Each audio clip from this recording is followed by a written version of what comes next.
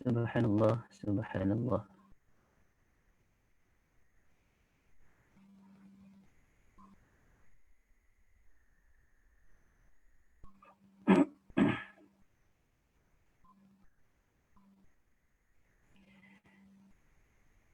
Subhanallah, subhanallah. A'udzu billahi minasy syaithanir rajim. Bismillahirrahmanirrahim. Assalamualaikum warahmatullahi wabarakatuh. Innal hamdalillahi nahmaduhu wa nasta'inuhu wa nastahdihi wa nastaghfiruhu wa natubu ilaih. Wa min syururi anfusina wa na'udzu billahi min syururi anfusina wa min sayyiati a'malina. Man yahdillahu fala mudilla lahu wa man yudlil falan tajida lahu waliyan mursyida. Asyhadu an la ilaha illallah wahdahu la syarika lah wa asyhadu anna Muhammadan abduhu wa rasuluh. Allahumma salli wa sallim wa barik ala Muhammad wa ala ali Muhammad salatan wa salaman daimaini mutalazimaini ila yaumiddin, amma ba'd. Qala Allah Ta'ala fi kitabihil aziz ba'da a'udzu billahi minasy syaithanir rajim. Wa man ahsanu qawlan mimman da'a ila Allah wa 'amila salihan wa qala innani minal muslimin. Sadaqallahul azim. Sidang penonton, para jamaah, para muslimin muslimat yang dirahmati lagi dimuliakan oleh Allah sekalian. Alhamdulillah, marilah sama-sama kita merafakkan setinggi-tinggi kesyukuran kita kepada Allah Subhanahu wa taala kerana dengan keizinan dan inayah daripada Allah Subhanahu wa taala pada pagi ini kita masih lagi diberikan peluang oleh Allah untuk kita terus mengabdikan diri kita kepada Allah Subhanahu wa taala, untuk kita terus menzahirkan perhambaan kita kepada Allah Subhanahu wa taala dengan kita menjalani pelbagai bentuk ketaatan kita kepada Allah Subhanahu wa taala. Alhamdulillah, pada hari ini kita semua memasuki bulan yang mulia, memasuki 1 Zulhijjah, yang mana seperti mana yang kita tahu 10 hari terawal daripada bulan Zulhijjah ini merupakan hari-hari yang termulia di dalam sepanjang tahun. Maknanya sepanjang tahun, dalam setahun 10 hari terawal daripada bulan Zulhijjah ini merupakan hari yang mulia. Hari yang termulia yang dianugerahkan oleh Allah Subhanahu wa taala kepada kita semua, untuk kita memperbanyakkan amal soleh, untuk kita memperbanyakkan amal kebaikan dan kebajikan di hari-hari yang mulia ini. Bila mana kita melihat sepanjang tahun, kita sebagai umat Islam tidak sunyi daripada munasabah-munasabah penting yang didatangkan, yang diperuntukkan oleh Allah Subhanahu wa taala kepada kita, tak lain tak bukan untuk Allah Subhanahu Wa Taala nak kita ini kembali mendekatkan diri kita kepada Allah Subhanahu Wa Taala.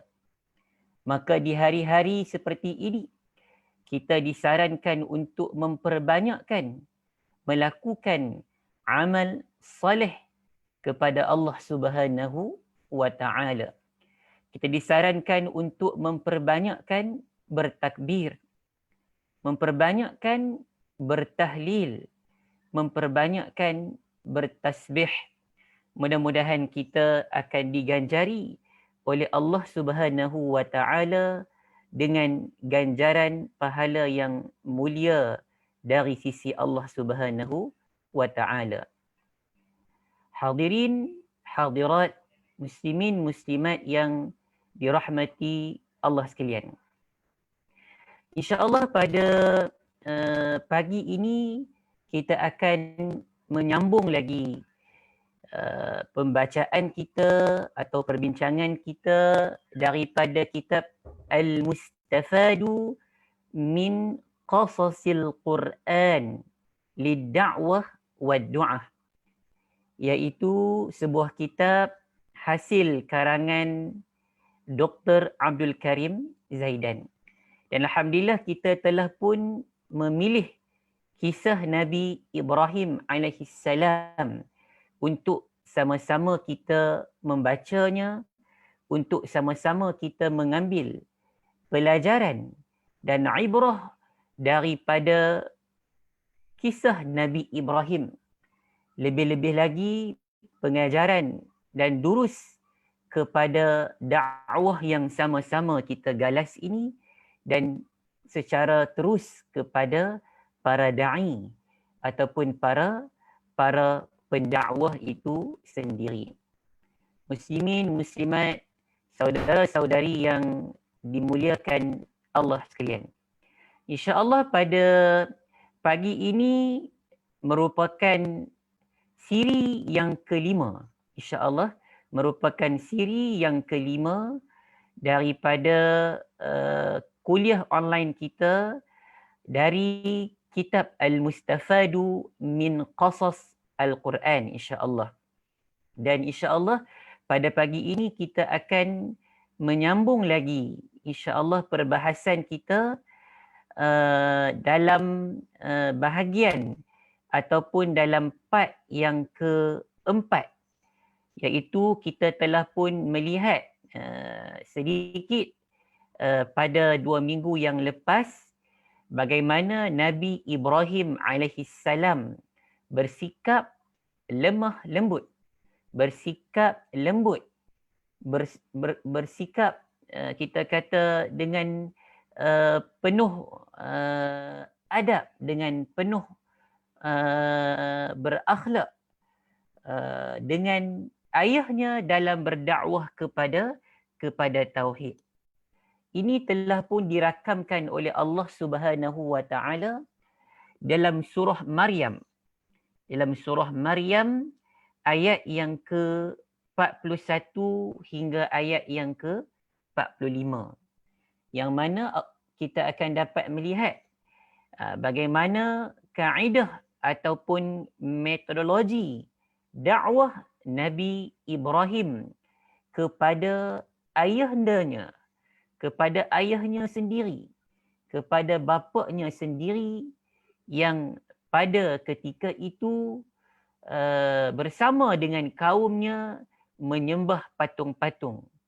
Bersama dengan kaum Nabi Ibrahim pada ketika itu menyembah selain daripada Allah Subhanahu Wa Taala.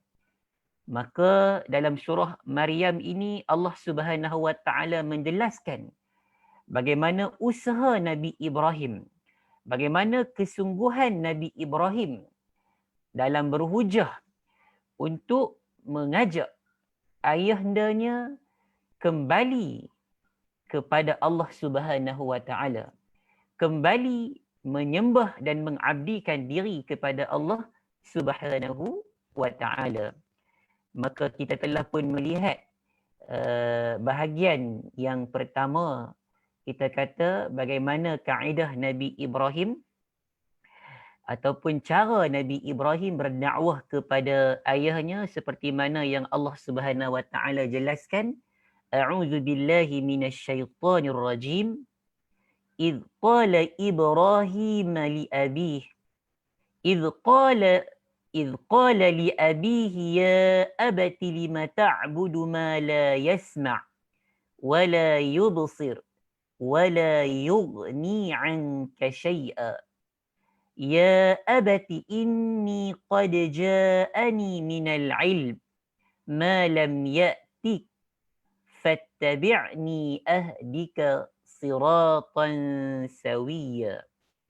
Jadi kita telah pun melihat pada 2 minggu yang lepas bagaimana Nabi Ibrahim memulakan dakwah kepada ayahnya, memulakan seruan kepada ayahnya dengan lafaz ya abati, wahai ayahku, mengapa engkau menyembah sesuatu yang tidak mendengar, yang tidak melihat, yang tidak dapat menolongmu sedikit pun.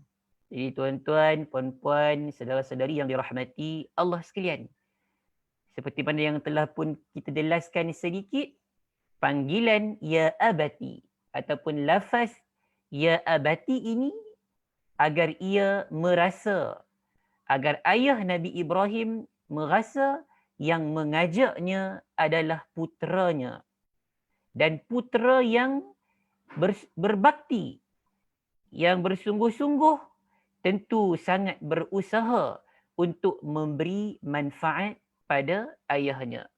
Bagaimana kita nampak Nabi Ibrahim ini sangat mengambil berat tentang keluarganya, tentang ayahnya yang pada ketika itu tak nak menyembah Allah Subhanahu wa taala. Jadi kita faham daripada ayat ini bahawa ajakan Nabi Ibrahim ataupun hujah Nabi Ibrahim ini hujah yang mematikan. Kenapa kata hujah yang mematikan?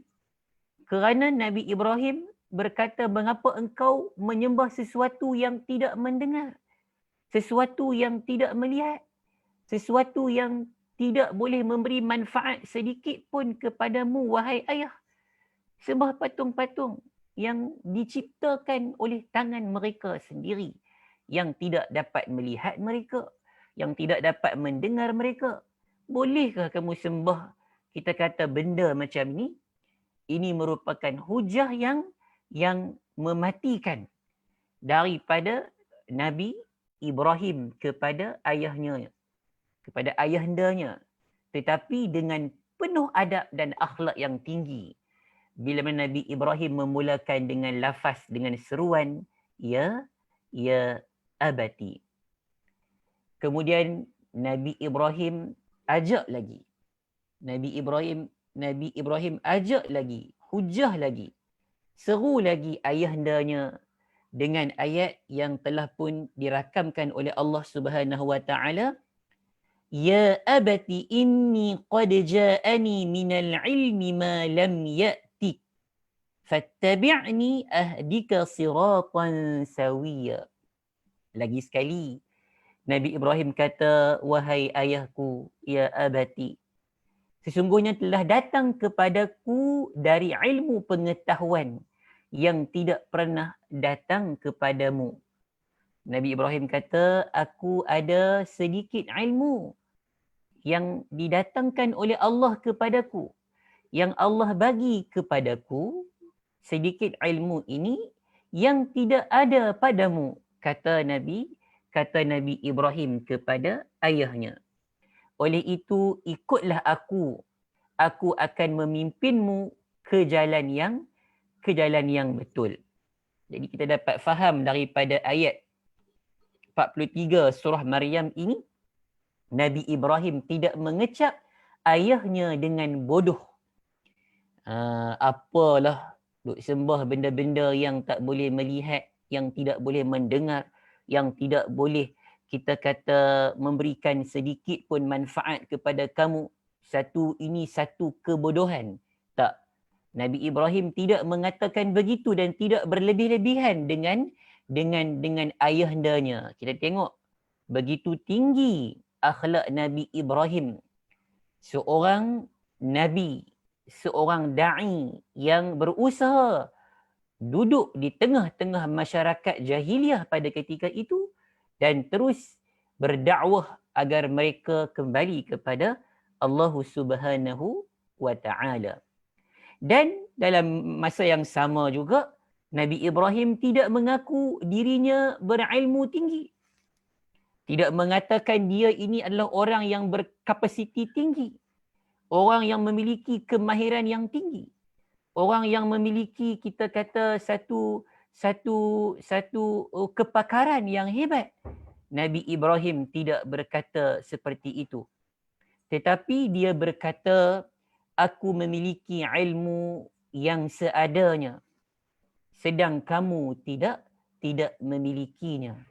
Kita tengok penuh adab. Kita tengok akhlak yang tinggi yang telah pun ditunjukkan oleh Nabi Ibrahim alaihissalam dalam berhujah dan berdakwah kepada ayahandanya sendiri. Sambung lagi ayat yang ke-44. Tuan-tuan, puan-puan, saudara-saudari yang dirahmati Allah sekalian. Ayat 44 ini apa kata Nabi Ibrahim seperti mana yang dijelaskan oleh Allah Subhanahu wa taala. Ya abati la ta'budis syaitan. Ya abati la ta'budis syaitan. Inna syaitana kana lirrahmani asiyya. Kata Nabi Ibrahim, wahai ayahku, janganlah ayah menyembah syaitan. Nabi Ibrahim kata, jangan duk sembah syaitan wahai ayahku. Sesungguhnya syaitan itu apa? Syaitan itu adalah menderhaka kepada Allah yang melimpah-limpah rahmatnya. Dengan Allah yang maha penyayang ini, dengan Allah yang maha pengasih ini, tetapi syaitan telah pun menderhakai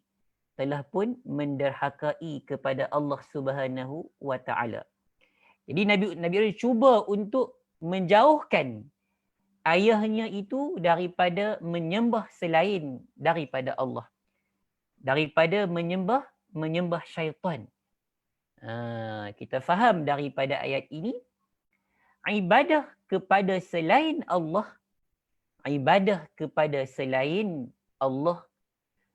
Subhanahu wa taala adalah ibadah kepada syaitan. Ai inna ibadatak li ghairillah hiya ibadah lisyaitan. Bahawa sembahan kamu wahai ayahku kepada selain daripada Allah Subhanahu wa taala hiya ibadah lisyaitan. Ia merupakan ibadah kepada syaitan. Maka tidak wajar, tidak sepatutnya kamu menyembah syaitan yang telah pun bermaksiat, yang telah pun menderhakai Allah Subhanahu wa taala, yang mana Allah Subhanahu wa taala itu telah pun memberikan nikmat yang pelbagai kepada kamu wahai ayahku. Tuan-tuan, puan-puan, saudara-saudari yang dirahmati Allah sekalian. Lanjut lagi usaha Nabi Ibrahim kepada ayahandanya. Ini daripada surah Maryam juga, sambungan lagi ayat yang ke-45. Ayat yang ke-45 daripada surah Maryam. Apa kata Nabi Ibrahim kepada ayahandanya seperti mana yang dijelaskan oleh Allah Subhanahu wa taala. Ya abati inni akhafu an yamassaka azabun minar rahman fatakuna lisyaitani waliya. Kata Nabi Ibrahim, wahai ayahku, ya abati. Diulang lagi dalam dakwahnya, dalam berhujah dengan ayahnya. Wahai ayahku, ya abati. Sesungguhnya aku bimbang. Aku khawatir bahawa ayah akan kena azab daripada Allah yang Maha Pemurah, daripada Allah yang bersifat dengan Ar-Rahman. Jadi Nabi Ibrahim dia bimbang sebab dia melihat ayahandanya dan kaumnya sedang menyembah selain daripada Allah Subhanahu wa taala. Dia rasa bimbang, dia rasa khawatir, dia rasa takut ayahnya ataupun bapaknya ini akan kena azab daripada Allah Subhanahu wa taala. Kerana apa? Disebabkan ayah menyembah yang lainnya. Dia menzahirkan rasa takut. Dia menzahirkan rasa takut kepada ayahanda. Dia takut ayahnya sendiri ini akan terkena azab daripada Allah Subhanahu wa taala. Fatakuna lisyaitani waliya. Maka dengan sebab itu akan menjadilah ayah rakan kongsi bagi syaitan di dalam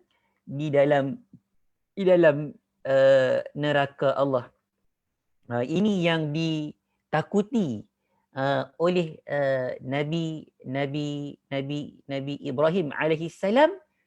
Takut sebab dekat dunia ini ayahnya telah pun menjadikan, kita kata, menyembah selain daripada Allah, menjadikan, kita kata, syaitan sebagai rakan kepada ayahanda Nabi Ibrahim. Maka Nabi Ibrahim menzahirkan rasa takut. Kita kata dia takut, dia bimbang bahawa ayahnya ini akan masuk neraka, akan disambar oleh api neraka, akan terkena azab daripada Allah Subhanahu wa taala. Jadi tuan-tuan, puan-puan, saudara yang dirahmati Allah sekalian, dalam ayat ini antara perkara yang dapat kita faham serba ringkas, Nabi Ibrahim menakuti ayahnya dengan akibat yang buruk. Dalam uslub, kita kata dalam uslub dakwah ini, secara umumnya bila mana kita nak berdakwah ini, dia ada dipanggil uslub targhib. Uslub targhib ini adalah uslub ataupun cara untuk kita menggalakkan, orang dengan kebaikan, dengan perkara-perkara yang baik. Ini dipanggil targhib. Satu lagi cara at-tarhib. At-targhib dengan ra, at-tarhib dengan huruf ha, At-tarhib itu apa? Dengan cara menakut-nakutkan. Kita pun dalam kita kata, dalam kita nak menasihati, kita kata, anak-anak kita, kalau sebagai ibu dan ayah, kita selalu menggunakan, kita kata, dua uslub ini.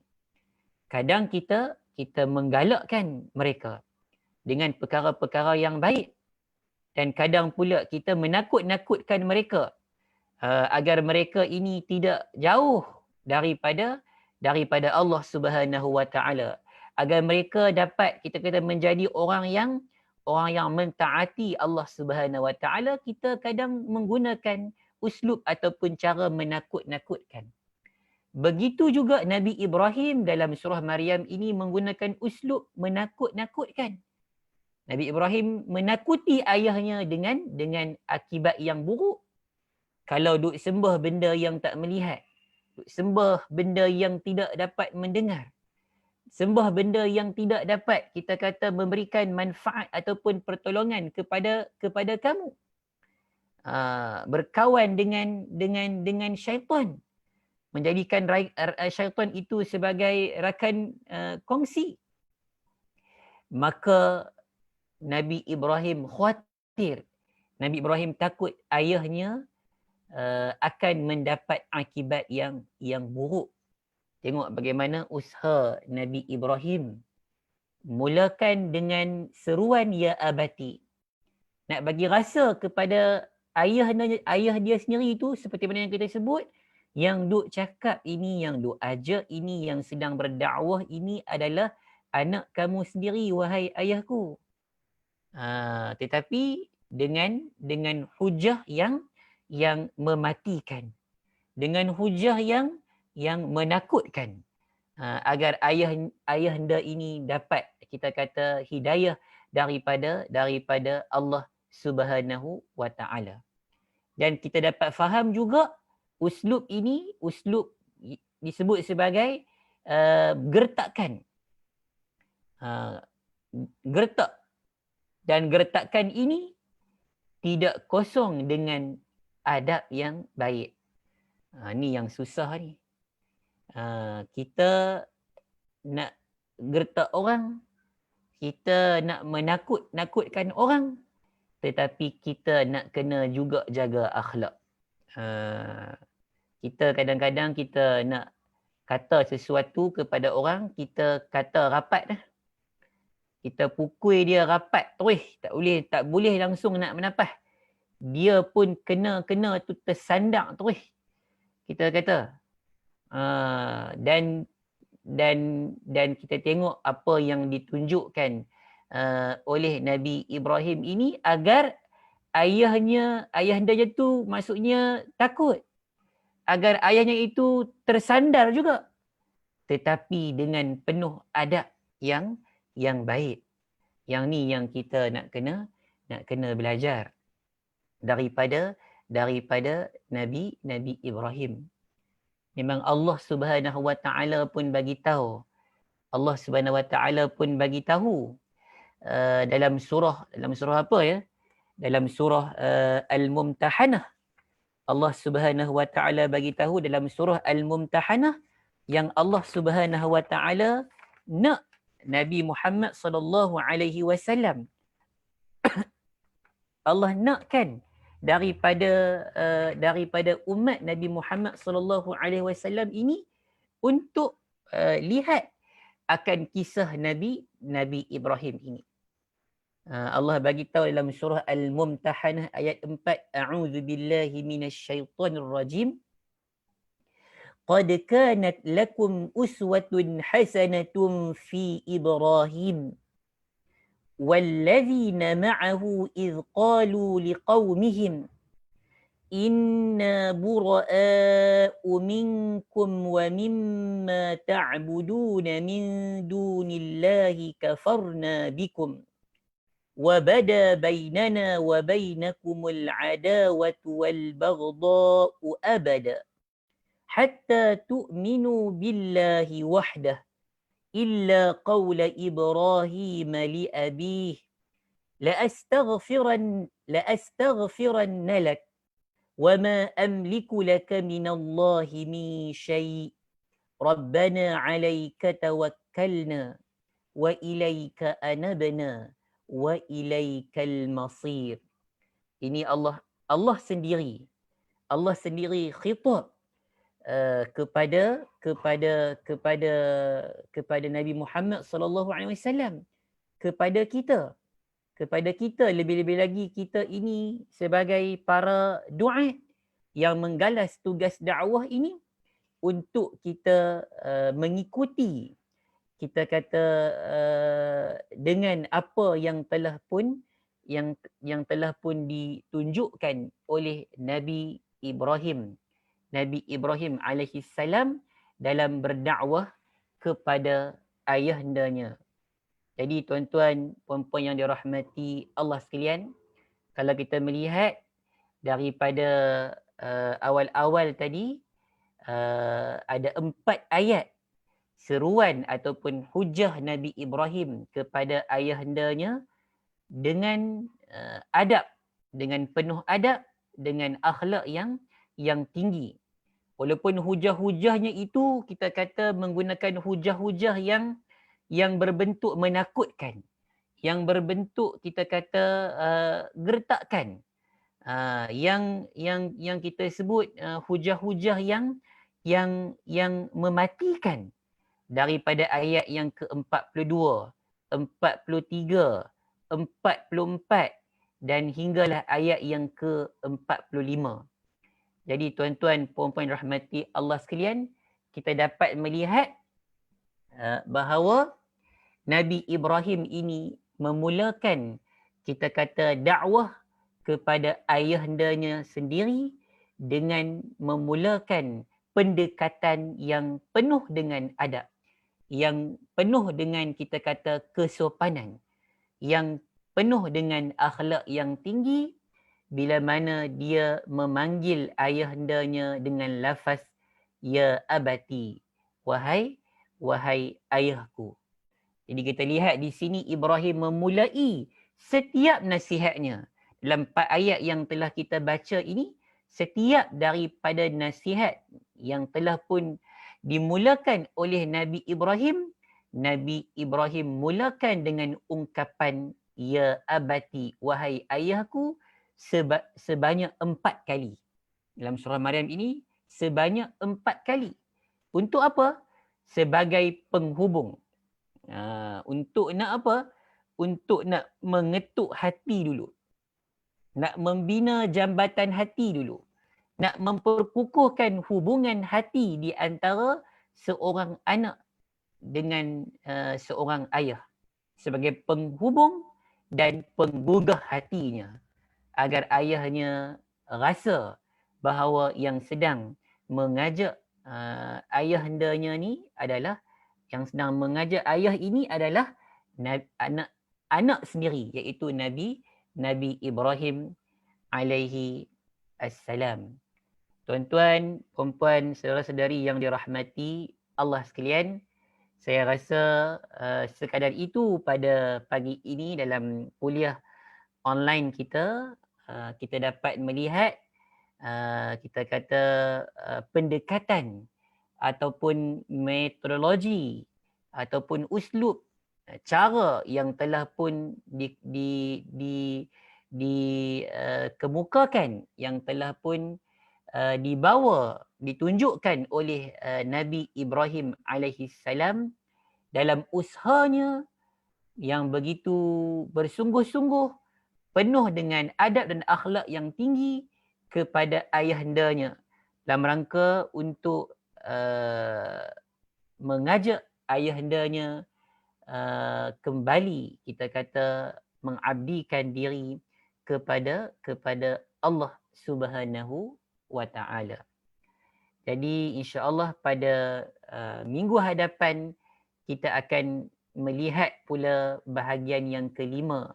Apakah jawapan Azar, iaitu ayah Nabi Ibrahim kepada anaknya.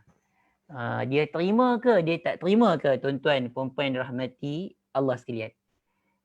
Nabi Ibrahim dah guna dah pelbagai cara dengan penuh kesopanan, kelembutan. Ayahandanya terima ke atau tak terima, insya-Allah kita akan tengok pada minggu hadapan.